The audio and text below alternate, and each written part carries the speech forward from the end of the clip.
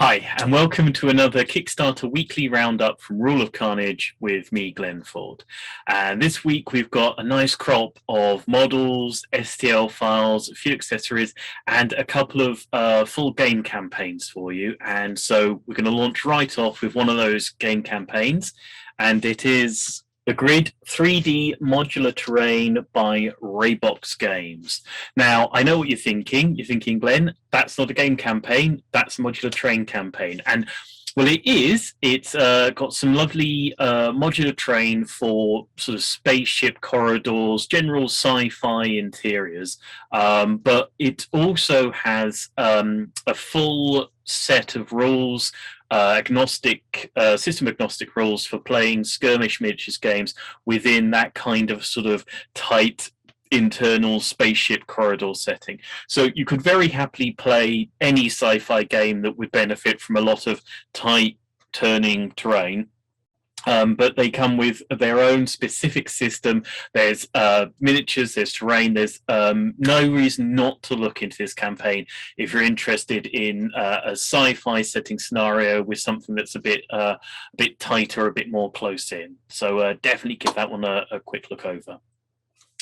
So our second game campaign is the Battle for Primosole Bridge campaign book by Valhalla Games. So in setting, this is right on the other end of the scale. It's a World War II set battle, Sicily in 1943. So this is a setting book. It's suitable for a range of different systems, but if you're looking to fight a very specific scenario or set of battles in a World War II era system, or a system that could be adjusted to work for World War II, then this is a book with a lot of detail, a lot of sort of close-in examination elements for that specific period and that specific battle. So if it's something you're interested in World War II historical gaming, give that campaign a look. So just one campaign this week that I think falls into the accessories category, and that is Minipedia by Scale 75. So if you're not aware, Minipedia is the Bible or a Bible of mini painting guidelines. It's a set of books, and you can pledge for not all of them, but the one that you think would be great for you, with very detailed examples and explanations and guidelines for painting miniatures, from top expert painters, well produced and reliable guidelines for learning to take your mini painting up to the next stage. So first up of this week's physical model reward campaigns is Dwarvageddoom, The Real Chaos Dwarves for Fantasy Football by Grebo Games. So I've mentioned before how there's an unusually large number of Blood Bowl teams available on Kickstarter, and this is for a set of minis for a Chaos Dwarf Blood Bowl team, including Bull Centaurs, really everything you need for a team to play Blood Bowl with Chaos Dwarves. Really nice looking models, really well presented, and it's from a company that have put out multiple Kickstarters. They know what they're doing, so they're solid and reliable. So if you're playing Blood Bowl, if you're interested in Chaos Dwarves, it is a great campaign. Give it a look. So this week we're lucky enough to have not just one campaign for a Blood Bowl team, but two. And we've got Heresy Lab Amber Husaria Fantasy Football Team Resin and STL file campaign by Heresy Lab. So yeah, this is a campaign for a set of minis for a Hussar team for playing Blood Bowl. Again, if you are interested in Blood Bowl, if you're interested in picking up a Hussar team, these look really nice. As I say, they're available either in resin or as STL files. So you've got a couple of options there for the pledges. And again, it's everything you need for a full team, from linemen through to Cossacks and bears and everything of that nature. So if you are interested in Blood Bowl, if you're interested in Hussars, Kislevite teams, then there's no reason not to give this one a look. So next up is Blackstone Heath, The Villagers Part 2 by Chris Abbey. So it's an interesting campaign. As the title suggests, it's for a set of sort of non-combatant villagers in a possibly sort of medievally era setting, possibly in a sort of Wicker Man, Somerset Isle kind of a situation. There's some nice scattered terrain, and yeah, if you're looking for some civilians, some non-combatants, that could be really any sort of era, in a sort of rural setting village to sort of flesh out a scenario or part of a campaign. There are some really nice minis in here, and again, they're something that's a little bit unusual, is not going to come up every day. So if you think you might want to extend out your minis collection, give this one a look over. So first up of this week's STL file campaigns is BattleFx Galaxy 3D printable FX for your galactic games by Deadly Print Studio. So again, this is an interesting campaign. It's a set of STL files for special effects, I think designed for use with Star Wars Legion miniatures game. But there's all sorts of blaster fire effects, force shields, bits and pieces of that nature. So if you're really looking to step up those minis, upgrade them to the next level of fancy niceness, these are some really interesting elements. I think they'd probably work with most 28mm sci-fi miniatures, so would work very happily for a range of systems, although they are designed for the Star Wars miniatures. But yeah, they're really cool looking, really interesting. If you want to sort of upgrade some sci-fi minis, these could be well worth a look. So next up, we've got Design Challenge 1, 28mm Scatter Terrain and More by Chris Martins.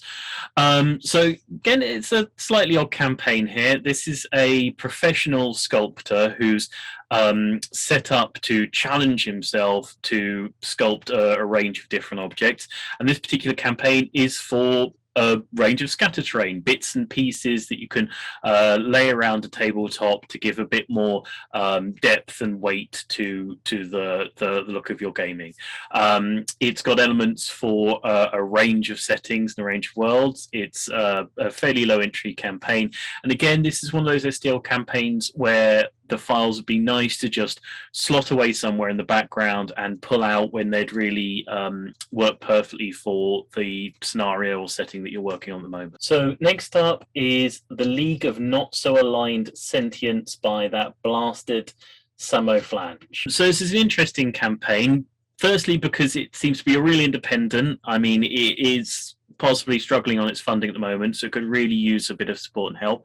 And it's interesting because it's a set of sci-fi aliens, where the avowed purpose of the campaign is to produce aliens that don't look like a human being with a mask on. So some very sort of outlandishly shaped beings, some creatures that could only possibly be aliens, rather than, you know, when you're playing sci-fi and the settings conveniently always have two-limbed humanoids, which makes sense in movies or TV, but it's odd that it's carried through into miniatures and tabletop gaming.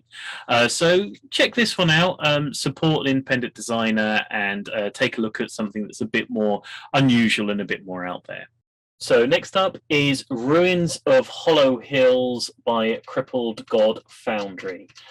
So this is a campaign for some ruined terrain. So buildings, temples that have been ruined, destroyed by battle. Again, they'd work in most settings, most eras. It also comes with some STL files for some undead and corpses. But yeah, there's a whole range here of destroyed and ruined terrain, temples. I think there's a windmill, all sorts of bits and pieces. If you're looking for some sort of grimdark or Gothic, neo-Gothic feel to your tabletop, something quite sort of dark and grim and nasty, then these are really lovely looking pieces of terrain that would really, I think, grace any tabletop. So next up, we've got Dakota Command Post, World War II 3D printable STL files by Volcania 3D Foundry. So what's really nice about this campaign is it's for a large European style building, but it has a version of it that's all solid and put together, and a version of it that's been partially destroyed by battle. So you could use it to give a real narrative, stages to the battle feel to World War II tabletop campaign. So it's a really nice idea. It's got a real bit of, as I say, narrative interest and element to it. So if you're interested in that, it doesn't have to be a World War II campaign setting, obviously. It's a contemporary looking building. It would work with anything really set from the 1950s probably onwards. So check it out. It's a nice little campaign and a nice idea, the sort of the two file elements to it. So next we've got Mystic Realms Act 4 Mud Pod House mini expansion terrain by Mystic Realm. So this is a really interesting, unusual terrain set. It's, as it sounds, it's sort of mud pods, sort of very alien looking buildings. So if you're playing probably sci-fi or something of that nature, and you're looking to set a campaign on a completely alien planet, totally freakish and unusual looking buildings, then these work really nicely to put a bit of feeling and weight to a campaign of that nature. So first up for this week's crop of Pay What You Want campaigns is Tower, Pay What You Want by Dustin James Ross.